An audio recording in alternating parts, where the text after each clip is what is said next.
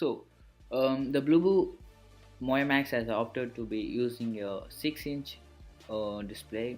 IPS panel is found on the Maya Max. A bit low as far as the resolution goes, but it will lead the good battery life. Yeah, speaking of which, there is a 4200 milliamps battery inside, which is non-renewable one. Also, this mobile is paired with a Mali T860 GPU running at 400 MHz and power with an 3 GB of RAM. There is also 32 gigabytes of storage available inside, and this is complemented by a micro SD card slot that will include into the SIM tray. So the problem I faced with this is we can use only one SIM, one SIM card or a memory card. We can't use two SIM card and one memory card at the same time. So either one SIM and memory card time or two SIM at a time. So coming back to the optics, we have a 13 megapixel Sony IMX 214 sensor on the back. This is a CMOS sensor and can shoot it up to 180p, 1080p at 30 frames per second. Some of the sensors includes us here are proximity light, accelerometer, and fingerprint on the back. For the location tracking, the Maya uses AGPS and GPS. It also included Bluetooth 4.0 and Wi-Fi. There is a headphone jack, and there is this mobile is completed with a USB-C type port for charging. However, there is no NFC included with this mobile. So inside the box we are having, when I opened the box, was a beautiful grey color device.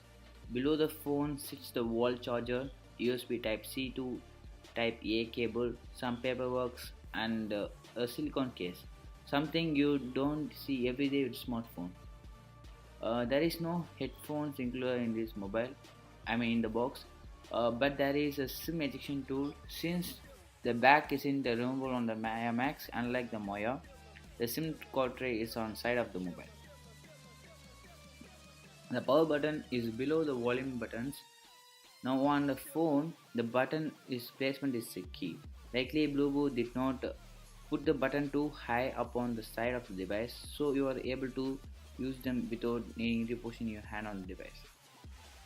Also, you can find on a mute button, which is already placed on OnePlus 2 and OnePlus 3.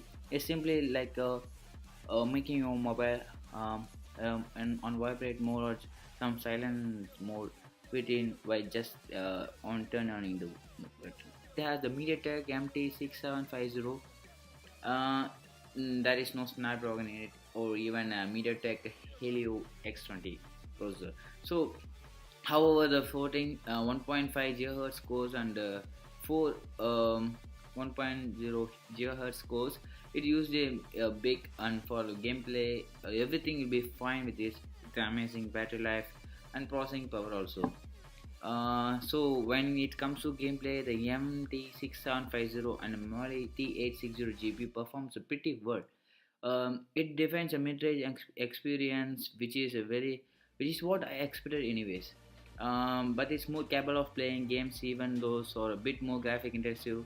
I played a Mortal Kombat 4, Gangster Vegas, Breakneck, and many other games also. I tried it, and the game goes pretty well on it, man, without any lagging of graphics. So with the 3 GB of RAM that includes in the Maya Max, there is plenty of RAM for keeping apps on open in the background without the system needing to read all them when you go back to them. So which is also a good thing. While 4 GB of RAM would have been preferred, 3 GB is still plenty with Android 6.0 Marshmallow. I forgot to tell that this mobile is powered with an Android 6.0 Marshmallow version. So the next big thing, the every mobile is coming up with the fingerprint sensor. So Bluboo Maya Max also have it on the backside. So the Bluboo Maya has a fingerprint, which is more accurate. I think it's accurate, pretty well accurate for this low budget. The low budget mobile.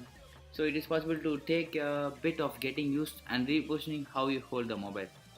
So and again coming back to the battery life, it's awesome. So it's an unremovable battery, 42 milliamps sorry 4200 milliamps battery inside the mobile.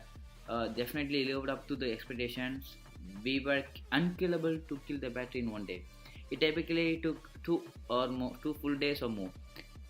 It is pretty incredible. On PC score, it scored the highest high time we have ever seen, and the only other one to score a high time with some other computer mobiles, but the Bluboo Maya Max scored 13 hours and 9 minutes, exactly 13 hours and 9 minutes. It's a pretty good one, pretty good for travelers or someone journalist.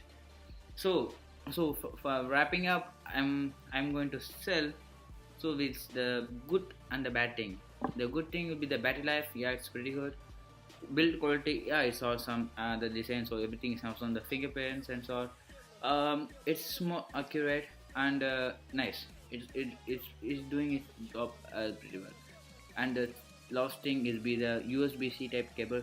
Type C or the new upcoming generation in every mobile. So it will be a good one for having this in this mobile.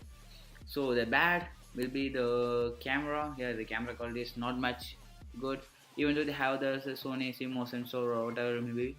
But the thing is, it doesn't have it doesn't generating much good photos. It has a lot of noises. So the display, maybe some parts it not that much good.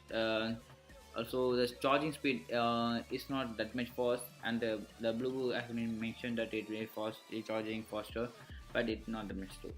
So to be wrapping up, the Blue Maya Max is a big phone, a really big phone. So should you buy the Blue Maya Max? So this is a nice question, so they will be raising it. So if you are in Asia or even in Europe, or the Maya Max is the greatest smartphone to pick. That will be my recommendation. I think you can buy it from GameBurst.com, especially if you're looking for a large smartphone running Android Marshmallow or Android OS. Just keep in mind that it is not a high-end smartphone, even if the aluminum build makes you think it is. But it is a good smartphone for a budget one. Nonetheless, this is a great smartphone to pick up. Having a larger display for games is definitely nice. So if you want to, if you are a gamer, if you'll be playing a game for for many times. So I think Bluboo Maya Max will be the perfect choice for you. So that's how I end up this review.